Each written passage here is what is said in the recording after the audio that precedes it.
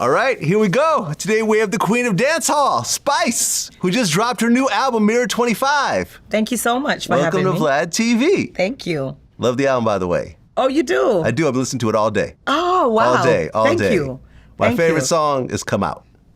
No, That's my favorite song. You're just teasing me. No, that's the song I listen to over and over because it kind of reminds me of like a 90s dancehall vibe, which is my favorite era. You know what I'm saying? Oh, I didn't know that. That's my favorite song. That's my favorite song. I think I'm shocked. I'm speechless. Like I wasn't expecting. No, I know there's more popular songs on there. If you love like the old school dancehall, I can get why. Because it has that sound. Yeah, like the rhythm on that was like the way you ride it. I was like, yeah, okay. Old school dancehall. I like that. Okay, cool. That. Come on, it's all right. That's a good one. It's my first time hearing that one.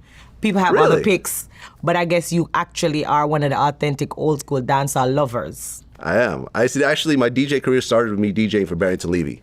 Really? Yeah. Oh, I never know that. Yeah, exactly. Okay, so you know what go on then? A little bit. All right. Bit. It's your first time here, so I want to start at the very beginning. So you grew up in Portmore, Jamaica. Yes.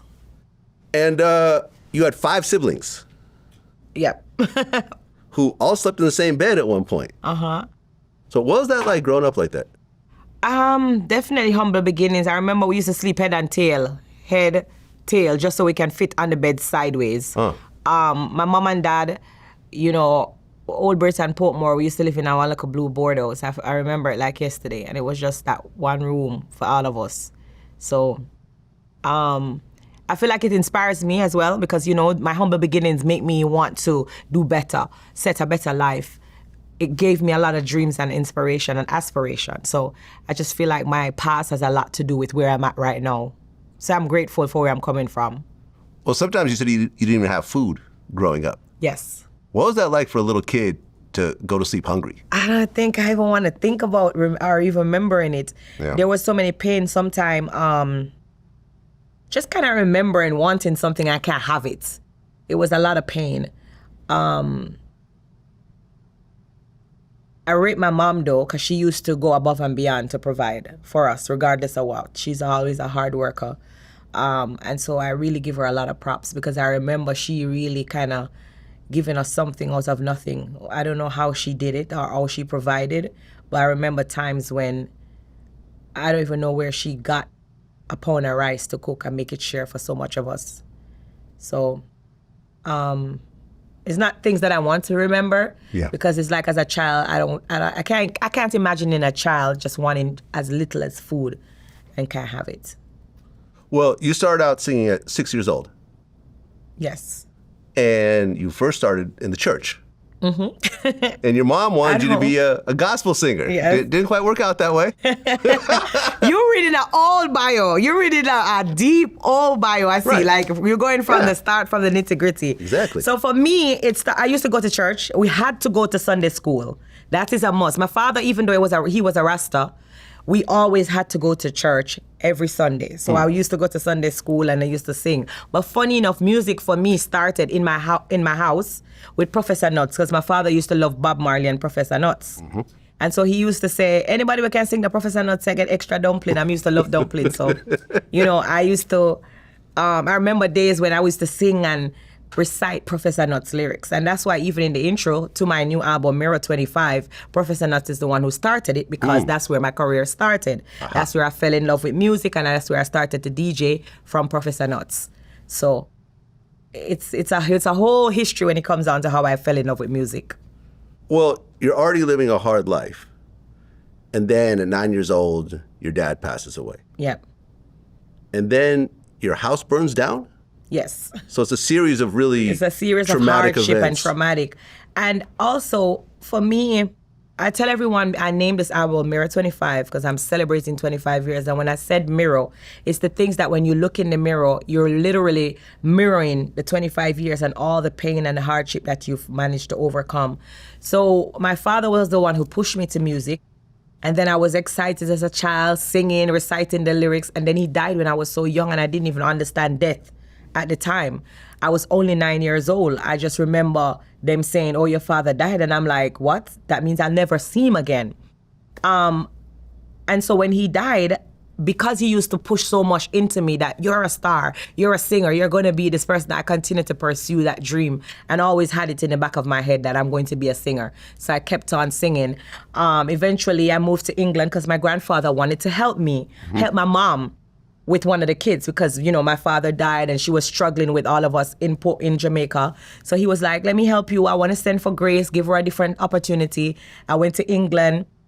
It wasn't what I was hoping for. So I cried and said, I want to go back to Jamaica. I want to go help my mom. I have to go back home. And so when I went back home, my mom at the time was living in Spanish Town in Windsor Road. And I was going to the St. Catherine High School and I came home and the house was gone.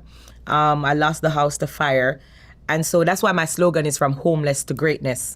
Because, you know, that fire took literally everything from us, so we had to start over from scratch. I remember bouncing around, sleeping with friends and sleeping with my godmother in Newland, you know, bouncing around from different houses just to kind of, you know, navigate through the waters, the rough waters that was happening in my life. So I've been through a lot of hardship, a lot of pain.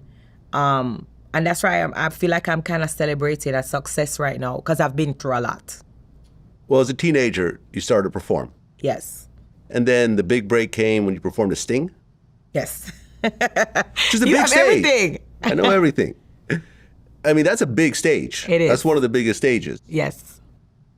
At that point, did you feel like, okay, this is now serious. I can Yes. turn this into a real career? That's what made me feel like, that night, well, Spice was born before Sting because of Bounty Killer. Bounty Killer was the first one who gave me a microphone. Aha. When I was DJing in Britain, in my own community. That was my very first stage show. So when I tested out that stage show with Bounty Killer, it turned into a clash. The Bounty, literally, we were clashing with Power Man, Baby Wayne, and I forgot who else was on the stage, but it was literally a battle. Like, my first stage show was a clash battle with the top man them in a dance hall. That's how it started for me. So at that night, Spice was born. I realized I could do it because, come on, that was like a big moment. And so I started to recite lyrics. And that's how I met someone and they told Evie Junior Fraser that, yo, this little girl, she talented, she bad. And he gave me the opportunity to perform and sing. And then when I go and sing now on the bigger stage, I realize, say, yeah, man, I mean this, I'm good. Because you probably know, but for your audience, Sting is the hardest crowd to perform for in the world. Right. Let's be very clear. It's like the Apollo of Jamaica, basically. That's what I'm explaining now. This crowd will literally take bottles and throw at you. So you can get bottle, or you can get boo, or they will fling anything at you at a Sting audience. So they will literally run you off the stage if you're not good. So here I am as a little girl going on stage at about maybe 14, 15 years old. And just literally I ripped the stage apart at 3 a.m. in the morning, coming back to back, getting encores. So I think that night I realized from Sting 2000 that, you know, this is really what I'm going to pursue.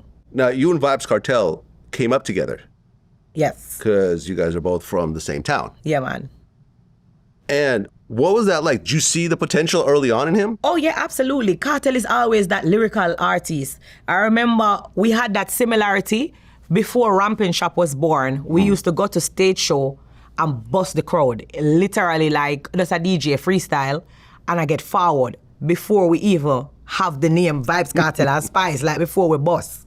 So I think, you know, we definitely saw the potential in each other from early.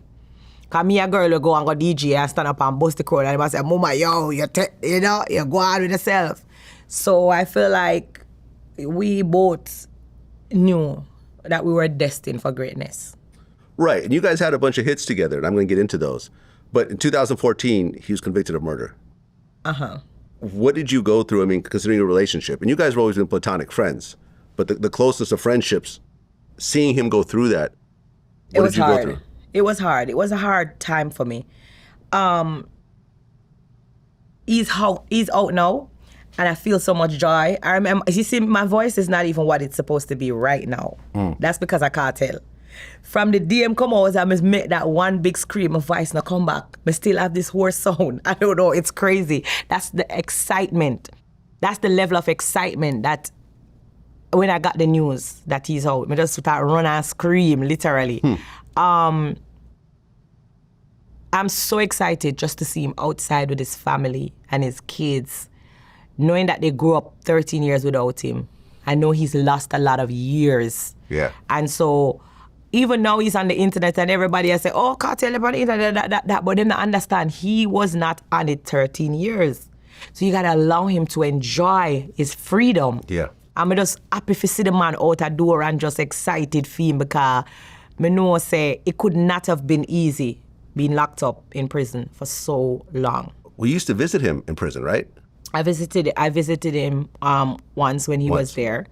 It's not something with me that ever want I continue to do. I mean, me did hate to see him in the anyway in the first place. Mm-hmm. But for me, I just feel like I've always just kept that thing outside. Because I know him in the road, I keep him name outside. I printed pictures when I was performing on stage, make sure that I perform the song, chant Free World Boss, everywhere I go throughout the world. Rain, sun or shine, you best believe. But every show Spice, I go say, Free the World Boss, and we're going to chant it because we're going to keep his name alive. Because I just have that sense of loyalty there when it comes on to him because of what he has done for my career, you know? So now that he's free, I'm just excited for that moment because it's like me speaking into being. Apart from all the rumors that was happening at the time, if people was following up the case, they would have realized now, upon the whole heap of conspiracy, that kind of, if them pull the case apart and realize why he's free now, something never right. Yeah, there was a juror situation that something happened. Something never right. So, you understand? Everything just come unravel right now in front of our eyes, which is what I was also happy for. Well, 2009, you guys released Romping Shop, which was the big international hit. Absolutely. Was that his first big hit also, or? I think so. It was like a big giant jump for us because Romping Shop literally just go up the Billboard charts internationally. And it just took me to some places that I never dreamed that I would go. And that's why my loyalty kind of stick with him because he was the one who kind of curated Romping Shop. Him called me outside the blues and said, come on, mama, find the song, you know? And so I just owe him that loyalty because I tell him all the time, I said Romping Shop fed my family. And I don't know if he understand what that means. But because that song took me traveling throughout the world, I always have that sense of loyalty to Kartel because that song there, trust me, anywhere we go and sing that song there, worldwide. Well, that song sampled Neo's Miss Independent. Yes. And then, but you guys didn't clear it at the time, so. That's how it go. I feel like if we knew that it was going to be so big, we would have done it on an original rhythm. Because it was like a freestyle at the beginning, I guess, but it just took off. It just took off out of nowhere. Did it finally get cleared and worked out? No, I don't think it ever got so clear. it's never on the streaming services and stuff. Oh. I don't know what happened with it, to be honest, because I never produced it. But what I do know is that we had, when the whole copyright infringement happened with the Neo situation, we had built another rhythm to put it on an original rhythm. The problem is the people never want to hear it on the rhythm. They didn't want to hear it. It didn't hit the same way, exactly. Right? Yeah. So I think that's the situation that happened with Romping Shop. We put it on the other original rhythm. Them no want to hear that. Them want to hear the Neo Miss Independent version. Right. Well, then you end up getting a record deal. Yes. And things started to kind of take off. You jumped on a Missy Elliott song for fun. You were on the Maya song for Take 'Em Out. Yeah. I mean, how did it feel at that point to sort of be more in the majors as opposed to independent? At the time, I felt like, my career was going to go where I wanted it to be because I've always wanted to just open up barriers and doors. But little did I know that it would have been, taking a turn. So when I was doing the songs with Maya, Take Him Out, I was super excited. I still love Maya to this day. I'm a super fan, so big up to Maya. Still friends with Missy Elliott. It just feels so real at the time when it was happening. I was excited at the moment. But things happen. And what happened to me when it comes on to being trapped in that record deal is just, it's a devastating story. You mentioned Maya. Maya actually did an interview recently where she said she's been celibate for 7 years. Celibate? 7. That must 7 be years. crazy. Could you pull this off? Celibate for 7 years? 7 years. No. And I'm sure it wasn't because of, a lack of people offering, because Maya's a very, very pretty woman. I'll have to call her. I'll have to call her and have that conversation because me can't imagine 7 years without sex. Me can't think about it. Me can't imagine it. I've been celibate for a year. Okay. Yeah, I've been celibate for a year. Was there a reason? Was there a reason? Yeah. When I broke up out of my previous relationship, I don't know if that was the time when I got sick, but I think when I broke up out of my previous relationship, I was celibate for a year. I just wanted that space for myself. I love self-healing also, by the way. So I like to just, self-heal and just make sure that I'm in the right space. Because I don't really like people too, I'm afraid of people. So I want to make sure, say, when the right person is going to come around me, I'm also ready. Because I'm very judgmental. Because I have trust issues. I don't trust people. So I just always want to make sure I'm in the right frame of mind, that I'm not lingering on with anything. But for 7 years, me don't think we can go without sex for 7 years. I think she's a very stern woman. She's really rooted and grounded. Well, speaking of sex, you said something very interesting about masturbation. Lord Jesus, I can go back on that again. You said when you masturbate, you're having sex with a sex demon. It's a sex demon called incubus and succubus. So you have male sex demon and a female sex demon. So when you masturbate, you're having sex with a male sex demon. It'll also be in a relationship with you and cause problems in your actual relationship. Yes. This was a little bit of a head scratcher. I've never quite heard it. It is a head scratcher. It is a head scratcher, but the same Google that all of us use is worldwide. And so people can Google it and read, because reading is fundamental. I remember when I said that in an interview, people was acting crazy, like, where, what? What's she talking about? Nuh-uh. But Google it. It's there. The information is there. It's not something I made up. It's not a spy story. But a lot of people are not spiritual. And I feel like that's the new era. People are not really spiritual. But because I do a lot of reading, and I'm also very spiritual, I read about stuff like those. And I don't want to be caught up in the spiritual world, because people don't know when it comes on to masturbation that, yes, you're actually having sex with incubus and succubus. Okay. And they will also fall in love with you and cause problem in your relationship. Okay. I feel you. I'm not sure I agree, but I feel you. Yeah, I'm telling you. Okay, so then, like, the song started to get bigger. Something Like It came out, which was one of your biggest songs. Yes. And then Conjugal Visit comes out with Vybz Kartel. And he's in the video, but it seems like he's not really in the video. He wasn't in the video. Yeah, what exactly was that? It was a lookalike. Oh, so okay. You thought it was him? I couldn't tell. Oh, wow. I couldn't tell, because it did kind of look like him, but you only see him for, like, kind of split, it kind of cuts him out. You kind of see the bottom of his face. Oh, wow. Right, because he was in jail at the time. He was. Okay, so it was a verse that he recorded before he went in? Yes, it was a lookalike. Okay. It was a big song, though. It is, definitely. And I don't know if last time I checked it has 200 million views, but it's definitely a big song. Well, at one point, you had a single called Black Hypocrisy. Yeah. And to promote it, you put up a picture where it looked like your skin was bleached. But it was just all Photoshop, right? Yes. Yeah. People lost their minds, though. Yeah.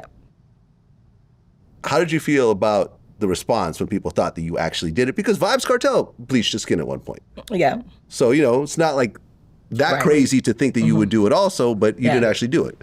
The reaction when it happened at the time, it was very hypocritical, because, and that's why the song was called Black Hypocrisy. It was called Black Hypocrisy because there was a lot of hypocrisy that was happening in the Black community. And again, the reaction was that, how could she bleach her skin? Why would she do this? And why would she do this to herself? And why would she hate herself? And why this and why that? But it was coming from the same people from the Black community who said I should have bleached my skin. So that's why it was called Black Hypocrisy, because it was funny how before the picture came out, my Black people was saying I was too dark skinned. They don't understand how I have so much money and I'm not bleaching. I need to turn my thing up. I need to get with the flow. I want to get with the modern flow of bleaching. And I'm looking like, wait, a Black woman, a dark-skinned Black woman that looks like me is telling me that I'm too Black, that I need to bleach, that I need to have a different appearance to appeal to an international audience more. So it was very critical to me, and it was very alarming. So I felt like it was a conversation that needed to be had, that people need to always sweep it under the rug. I feel like colorism is real. I'm friends with a lot of Caucasians, and I have a lot of Caucasian fans, but none of them have ever told me that I'm too Black. It was coming from my own people and my own community. So the colorism was getting so big that, you see the comments. I remember in the song, Black Hypocrisy, I said, them say me black till me shine, till me look dirty. That came from a comment And so when she heard the song, she remembered that I had replied to her comment because she also was a black girl telling me that I'm so black. So when I put her comment in the song, I remember her making a video and apologizing. She was like, I am the one that said this. And she apologized. I told her I accepted her apology. And I felt like it opened up a lot of conversation. I'm sure that colorism, that still exists, but I know that it created an awareness for the conversation that people wasn't having in our community. Yeah, I remember you said some of the comments you would see was, Spice, you have too much money to stay black. Yes. Which is Yep. it's just a shocking thing to hear. Yes. You know, and you're right. I think as a white person who's mostly dated black women throughout my whole life, I've never cared about this. The color you know, of I've your never skin. heard, oh, don't go out in the sun, you'll get darker. Like, to me, it's strange. Yes. You know what I mean? But I hear stories like yours, and it's alarming. It's alarming, absolutely. And it's still happening, you know, so it's just weird. But colorism is real, and I continue to advocate for my black girls and my black women, especially my dark-skinned, melanated women. On my album, Mirror 25 as well, I included a song called Mirror, which is specifically dedicated to them to remind them that they're beautiful no matter what. Well, 2021, you released Go Down There with Sean Paul and Shaggy, two reggae legends. Yes. And that became your biggest song? Today, based on numbers, yes, Go Down There is my biggest song. It has over 300 million streams on that one song. So, you know, I just did an award, and I honored all the people who played a pivotal role in my career. And Shaggy and Sean Paul was one based on they gave me my biggest record coming together on one song. So I'm super excited, you know, to know that I was able to bring them together for the first time on a record. Yeah, you're right. I never heard a song with them together until then. I mean, did you know how big that song was going to be when you put it together? I could say yes. Okay. And I say yes because I remember reaching out to Shaggy, explaining my situation with VP, can't come out of the contract. And he's like, come, go to the studio. And he was just blown away on my delivery, how talented I was. And he was like, you know, we got to put something together, do the album and present it to them. But when I heard the rhythm, because his part was already on that song, I knew there and then from the moment I heard it, you know, that this is going to be a hit. When I did my part on it, I was like, there's no way that this is not going to be a mega hit. I could just hear it. I could feel it. And I said, you know, it was so easy to get to Shaggy. I didn't know because it started from a DM. And he was like, yeah, man, Queen, you know, come to New York. We could record together. And I was like, wonder what happened if I reach out to Sean Paul too. And that was it. The connection was just there. And then when I sent it to Sean Paul, he sent me back the song so quick. I know say him hear the same thing what we hear because we're all musicians.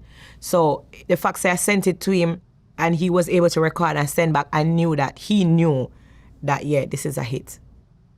Well, then after that, you dropped your debut album, 10, and you got nominated for Best Reggae Album. Yes. And was this the first time Yes. a female dancehall artist actually got nominated for that? Yes. So you kind of broke a glass ceiling with that. Absolutely, for sure. It was the very first time for a female hardcore dancehall artist to be nominated. And I'm always grateful for those milestones and those accolades because I always want to remind other women that it's possible. Because, you know, sometimes the media and society will make it feel like these things are not achievable. So I was happy to kind of open up that door. Well, and then that next year, 2022, you were on stage at a Reggae Sunfest in Montego Bay. They officially crowned you the Queen of Dancehall. Yes. Big shoes to fill. Absolutely. Big shoes to fill. Because, you know, there's lots of female artists out there. Yes. How did you feel when they actually said that on stage like that? Before they physically crowned me, the Queen of Dancehall, I've always been that female where I carry dancehall on my back, you know, everywhere I go. So at the time when they officially did it, it was just like, you know, okay, they kind of officially did it. But before they did it, I was always bringing dancehall on my back everywhere I go.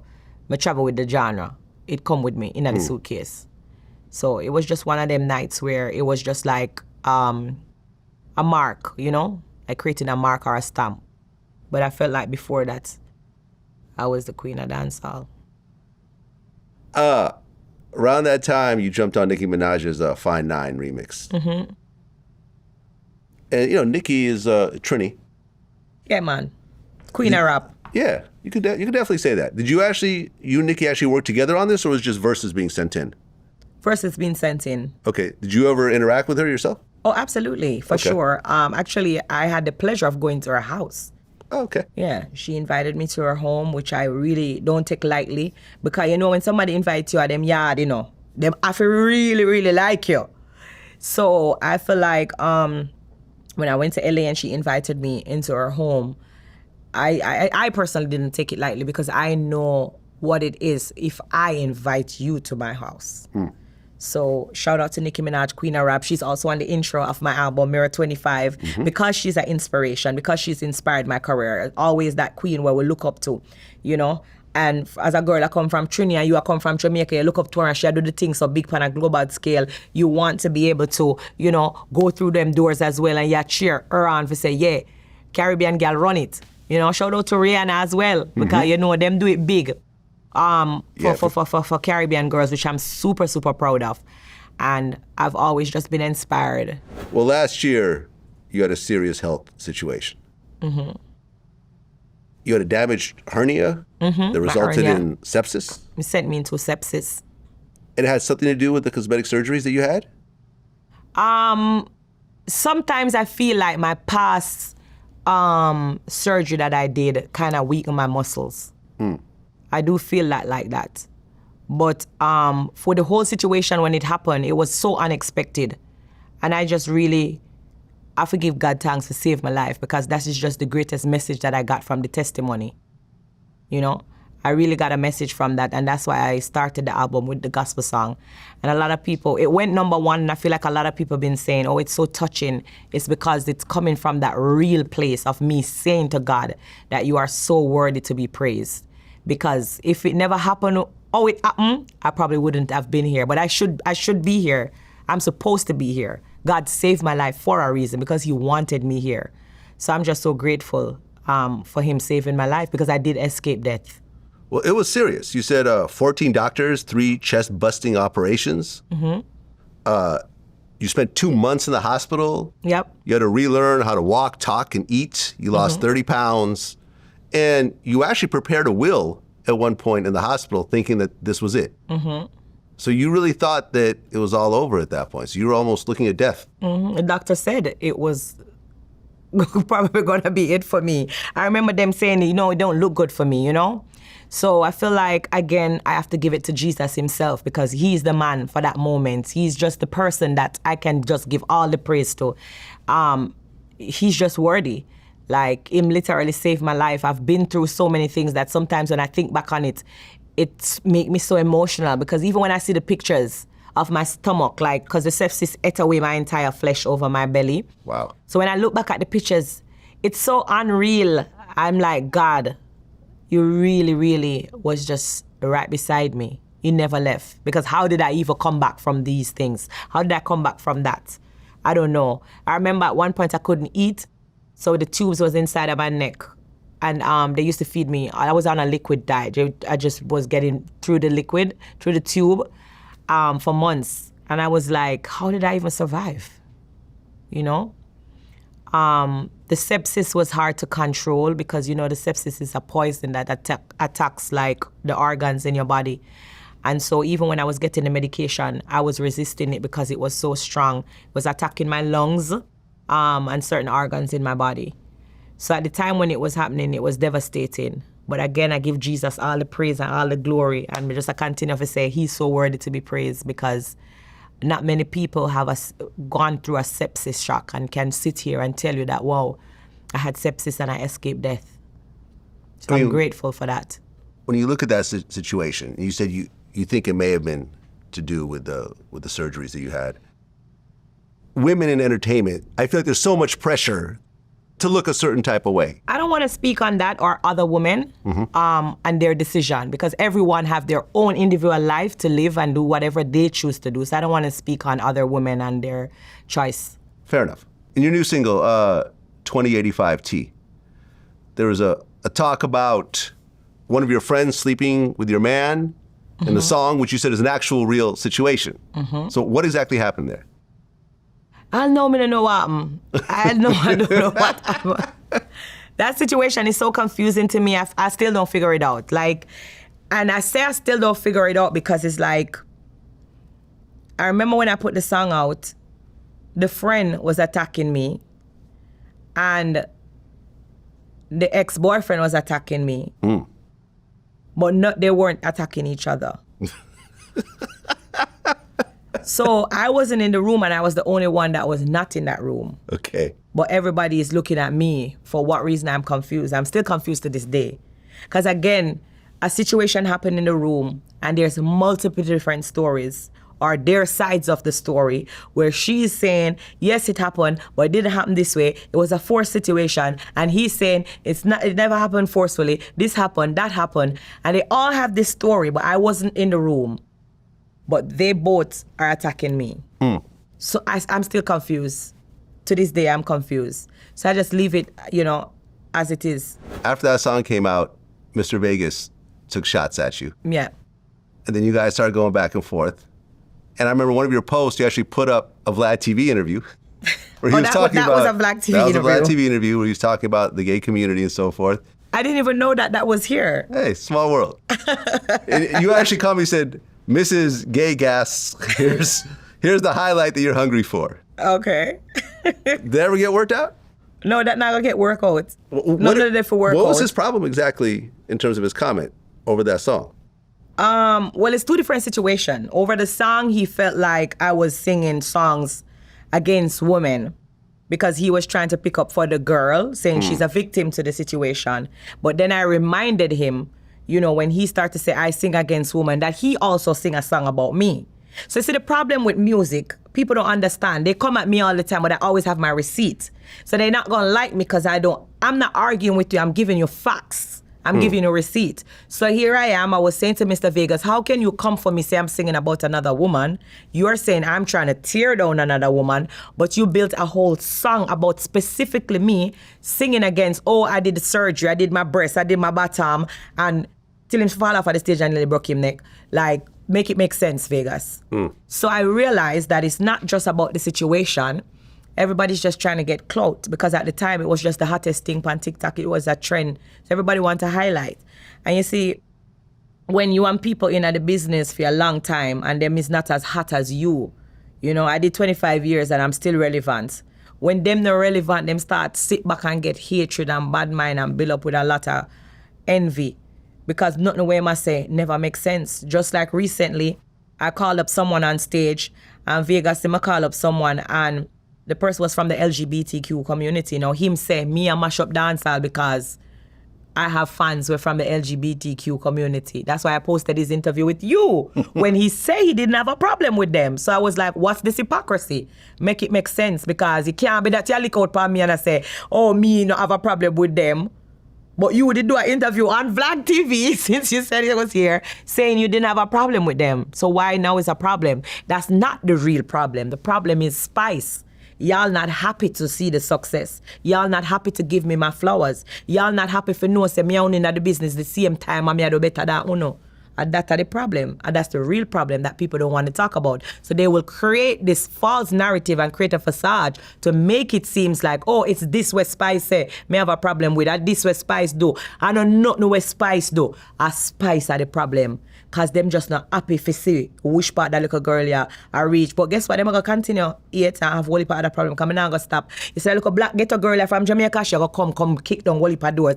And the success is going to continue. So them are going to forever have a problem. Because I don't see myself stopping to please them anytime soon. When you look at Jamaica and their views of the gay community, it hasn't always been the best. Right. You've seen how reggae artists have gotten caught up in this, like songs like Boom Bye Bye, and Beanie Man had certain songs and so forth. Do you feel that things are different now than they were 10, 20 years ago? Or do you feel that it just is what it is and it's part of Jamaican culture? They were hypocrite long time, but it just kind of different now. Right, because there's obviously gay people in Jamaica. You know, there's gay people everywhere. They're everywhere. They're everywhere. Just because it's Jamaica doesn't mean it doesn't happen there. That just make it make sense. Everyone has gay relatives, you know. Everywhere. Most people have gay friends. Everywhere. And then you can't look at someone and also know their sexual preference. Let's be very clear. Unless they really dramatically, you know, start to wear the wigs and start whatever. But you can't just look upon somebody and know them sexual preference. So even sometimes your friend in your yard, you don't know who them have sex with. So you gotta tell me, say, you are fighting from Jamaica to come to America because that's all our dream, to become internationally known. You go take the people them visa. You come a foreign. You come perform in front of all these people, this audience. Do you know these people? They're your friends? You and them go to school? You know who is school? You know how gay? Like, make it make sense. Exactly. All of us come here, and that's our passion and our dreams, to come and become international, to perform. And we don't know who sexual preferences. The LGBTQ community pay them money, come in at this concert, come see you, and you perform, and you don't know who is who. So, what you tell me, say, make it make sense. The maths not maths. Like, it don't make sense. I feel like it's hypocrisy. Well, yeah, and you look at, for example, hip-hop, you now have superstar gay rappers like Lil Nas X. You know, you have Frank Ocean in the R&B world, which kind of overlaps with hip-hop as well. Do you ever see like a superstar gay reggae artist at some point? I seen one in Jamaica. Recently, somebody sent it to me. I said, hey, look at this person, I do dancehall. I don't see him surviving. There's a difference. So not because I'm like, I don't have a problem with my fans or anyone that is from the LGBTQ community. We still not walk on in a Jamaica and say everybody need to be that person. Yeah. So the culture itself don't accept them, and it is what it is. So I don't see like selectors and DJ playing music or support him, because the culture itself, they don't love that side. But everybody to each his own. I my own self as Spice, I don't have a problem. I love all of my fans, regardless of your gender, your race. I don't care if you're black, white, Chinese. I don't care where you come from. I don't care your sexual preferences. I love all my fans. So if you're from the LGBTQ community and you're a fan, you're going to get the same love and respect and treatment that I give, whether I'm straight fans or whatever, because you're a fan, you're just a fan. I see people for people. I see you as a person. I am black, you're white. I still see you as a man. I don't see you as white or whatever. We're one. That's what I see. We're all one. We're people. Well, you said that double standards and sexism in the industry haven't really changed much in 25 years. People still talk about females doing a lot of sexual content without even realizing the males are making the same sexual content. The men actually do it more than us, but people act like it's women only doing it, and I feel it's very hypocritical. To be fair, though, when you look at all the top female rappers, the majority of them, you know, wear very little clothes. You know, they show off their bodies. They, you know. Because we're women. Right. We're supposed to do that. We're supposed to dress like, men can't dress like we. Well, for example, you look at like 50 Cent when he came out, and he definitely was selling sex. He had his shirt off, he was all greased up and everything else like that. He was well built. Yeah. But you look at all the top rappers right now, Kendrick, J. Cole, Drake. I don't think anyone really wants to see Kendrick with his shirt off, you know, greased up with a thong. Like, I don't even think the women want to see that. Right. You know what I'm saying? So I feel that women I almost feel like they're forced into that role to a certain degree, where men can get away with showing up in a hoodie and, you know, selling out an arena. Right. You know, in terms of you and your career and how you've presented a sexual image, you know, throughout your songs, do you feel like you feel like you're expected to do that, or is that something you just really want to do and it doesn't matter what other people say? I feel like I do it because I like it. I've had songs that is not like sexual, right? Explicit, but your big songs, to be fair, a lot of them are like that. To be fair, exactly. So the bigger songs that I have are like, "Some Me Like It," which the most popular line in a Some Me Like It is "Skin Out Your Pum Pum." Right. So it's so very easy to relate that's the audience and the niche, because, you know, when you have a product, you have to stick with your niche. And my market, my niche, they love me. They love the explicit songs. They love when I'm very trendy with my words. That's what they love from me. So if I come out now and say, oh, me I go sing some cultural music, I will have to find a whole new market to accept that, because that's not the fan base that I have. That's not what they love me for. So to each his own. I just feel like people just enjoy the raw Spice, where me just be myself natural. Me sing about anything, me talk about anything, me say what I want to say. And you know, me not take it back. Like I feel like I do that because I love it. When I go on stage, I literally metamorphosize in a person that I don't know. That Spice is a persona. That's not even me every day. And so sometimes people are misled when they meet me. They think I'm always going to talk about sex. I don't always talk about sex. I present that on stage because I realize that y'all love it. Y'all like to hear it. Y'all make the songs popular when I sing about it. Doesn't mean that that's who I am as a person, but I created a persona that people seem to love. They love to see the sexiness. They love when I shape my body jaw. They love when I skin out them dance and sing slackness.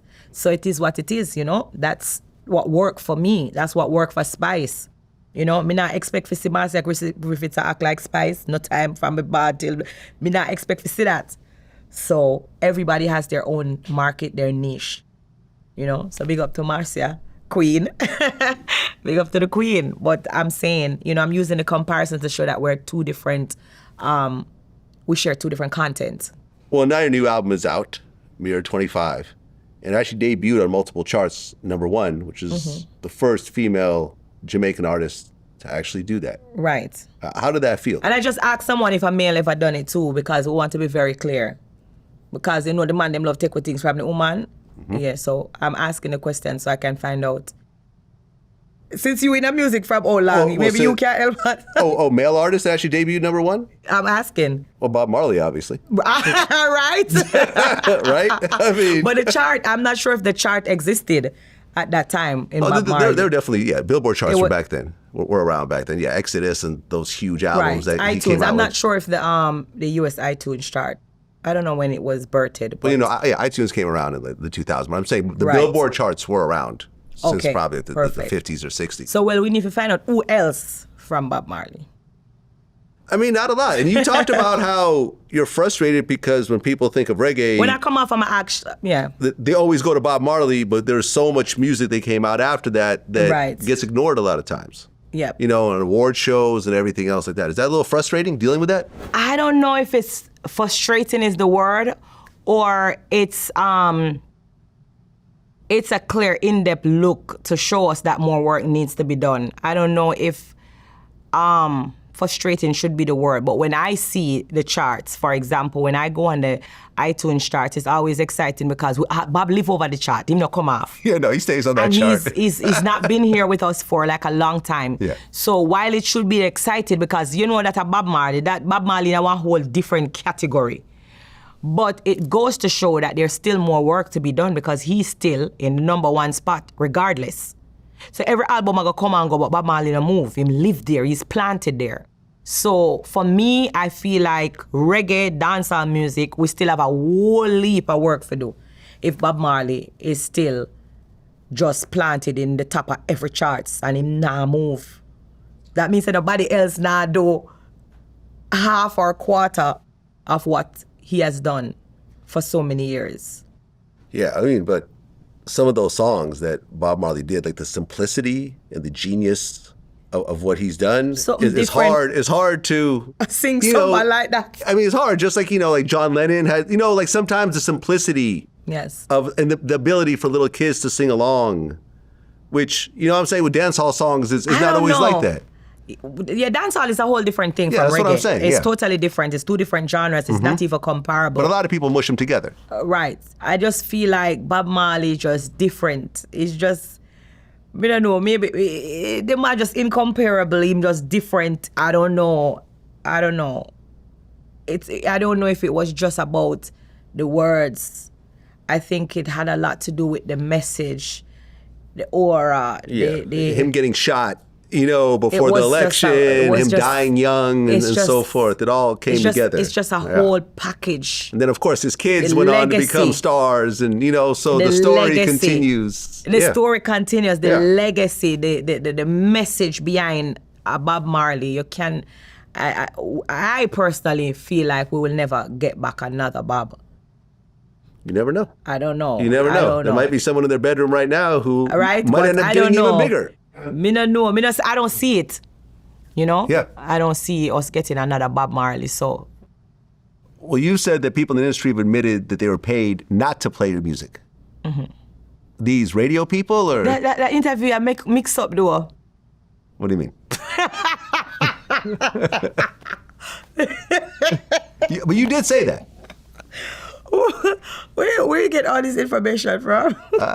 You know, I do a lot of research. But this was actually on Billboard. Wow. Yeah, you did an interview with Billboard. Okay. So people actually admitted that they were paid not to play your music. Yeah.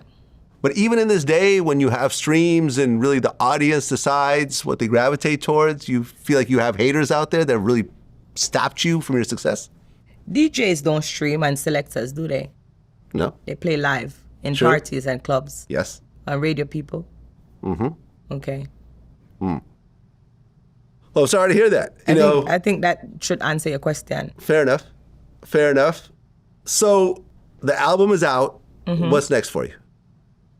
Promoting the album. I mean, it's a masterpiece. I feel like it's a body of work. I feel like 25 songs is a lot of songs. It's a big album. And Yeah, you're right. It's like you're going through. It's 3 albums. It's almost like a double album. Like a double album. It is a double album. But the songs are so good. I feel like I still have so much work to do in terms of shooting videos for them, getting the messages out, because this Mirror 25 album, I personally feel like it's a masterpiece. It's so many different topics infused with so many other sounds and genres. I'm just going to be shooting videos, doing promotion for the songs because I know that they're great songs. So for me now, it's just promoting the album since it's out now and it's doing so well on the charts worldwide, #1 in Italy, #1 all over, like so many places that I haven't even been. So I feel like it's really a great project. Are you and Vybz Kartel planning on doing anything? I know that he just got out and he's trying to just... That will definitely come. I can see that coming for us to do other works together, for sure. Good. You know, I recently see him do an interview and him say him not doing a show till maybe about December. And he was like, Spice and Skillibeng, you know, him want to be on the show. But that is expected because even if he never want me to on the show, me know me that figure that me are the first one I reach anyway. So, you know, I'm just a super fan. You know, a Gaza Nation, my thing always stop right there. So I'm definitely looking forward to doing more great things with him. Well, Spice, I appreciate you coming in. Our first interview to start from where you started, losing your dad when you're young, losing your house, growing up with 5 siblings, not eating sometimes, to getting to the top of the genre with all the hating, with all the colorism, with all the people blocking you and so forth, but to still have the fans put you where you are and keep you where you are. Absolutely. And earning the title Queen of Dancehall and not having anyone really dispute it. Huge accomplishment. Thank you. Congratulations on everything you've done and looking forward to what you got. Thank you so much and thank you for having me. Absolutely. Until next time. Big Peace. up.